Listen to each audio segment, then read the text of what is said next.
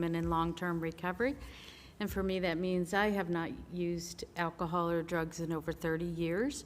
And I say that because if it wasn't for my recovery, I certainly wouldn't be here sitting with all of you at the White House, or I would not be the mother and grandmother and employee and employer and taxpayer and voter that I am today. So if it wasn't for the opportunity to get into recovery, I wouldn't have the gifts I have experienced here. But just want to say a big shout out and thank you to the First Lady for your very thoughtful remarks and support of the recovery community, and for Director Carroll for always supporting us in the recovery advocacy movement and Faces and Voices of Recovery.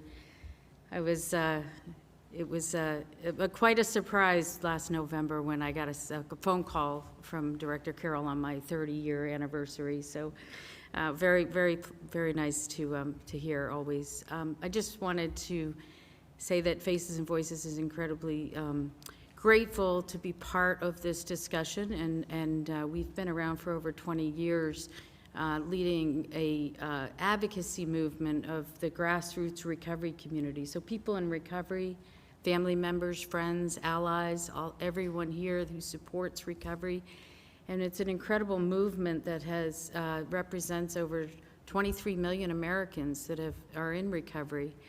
And we've grown internationally. We have Faces and Voices of Recovery, Canada, Brazil, South Africa, United Kingdom. So the recovery advocacy movement is incredibly strong, and we encourage everyone to get involved.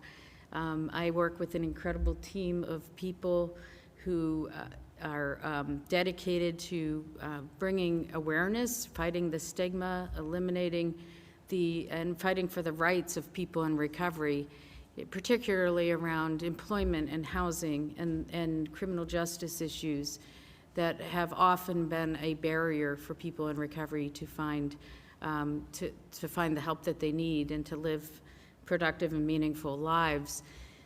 So we work to organize and mobilize the recovery community across the nation. I've visited so many grassroots organizations and individuals that have been telling their stories at the local level, and that's why it's so important that we step up and be part of the conversation, that people in recovery are part of the solution. And we know that recovery is not only possible, it's not only probable, but it is the expected outcome when the appropriate treatment and recovery support services are made available.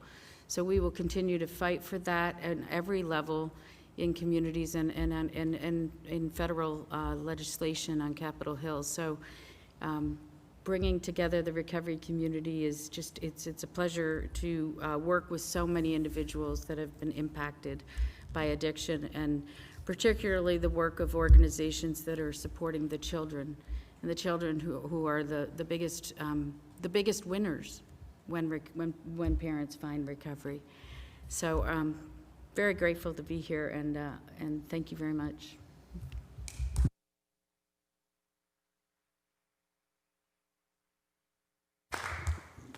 Mrs. Trump, I know you have